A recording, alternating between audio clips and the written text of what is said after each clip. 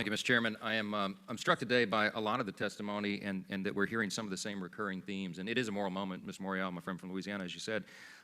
One of the recurring themes that we've heard many times this morning from members and witnesses is about the need to rebuild relationships. You know, one of the founders, I think, I can't remember who it was, said there are thousands hacking at the branches of evil to one who's striking at the root.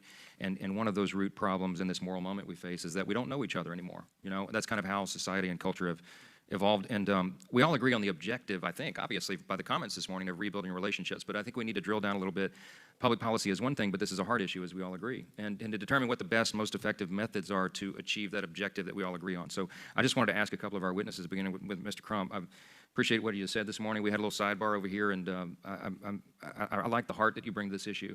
And I wanted to ask your opinion on that, because you mentioned that in your remarks about the need to build relationships. And so from your experiences and everything you've been doing, what do you think are some ways we can do that between members of our communities and law enforcement officials?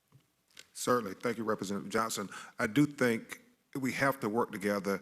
At the crux of the matter, it's a lack of trust, I believe, between communities of color and law enforcement, because we have to have transparency, which we haven't had in the police killings of black people. As one of the witnesses said, you go to a secret grand jury proceeding like Eric Gardner or any other cases, Michael Brown, Tamir Rice, and they come back after the secret grand jury and say, no indictment, we didn't find evidence, even though we all saw it with our eyes. And so you have to have transparency, and then you have to have accountability, and that's how you get to trust. I think you said something that I agree with.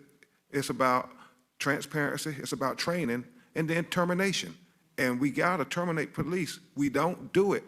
I mean, we just don't do it. We don't send them to jail. We don't even fire them when they kill black people. And so, as Falona said, we got to care. As Representative Richmond said, do we care? Because our actions don't construe that. And so first we got to just get to the core. It's transparency, accountability, and then maybe we can get to trust, because we do see it from the other side, that black people, the prison, industrial complex, school to prison pipeline, you see it all the time. You go into jail, but then when we're the victim, you don't see convictions like Eric Gardner or any of these other cases.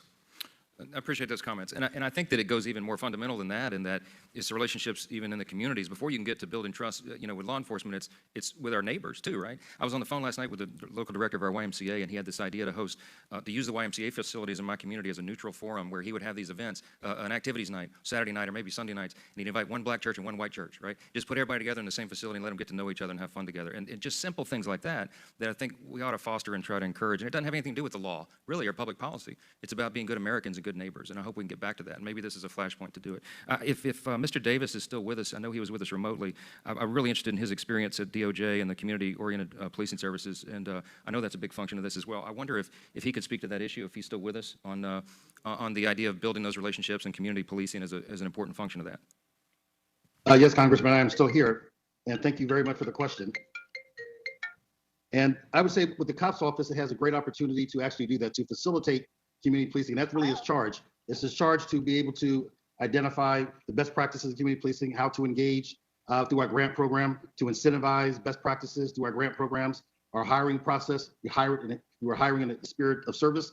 And so I think it does help out a lot. If I can say one thing, Congressman, the key to that is there are over 16,000 individual police agencies in the country. Most of them are 25 officers or fewer. So without the help of the COPS office or the federal government, it is hard to infuse those types of training and information and best practices.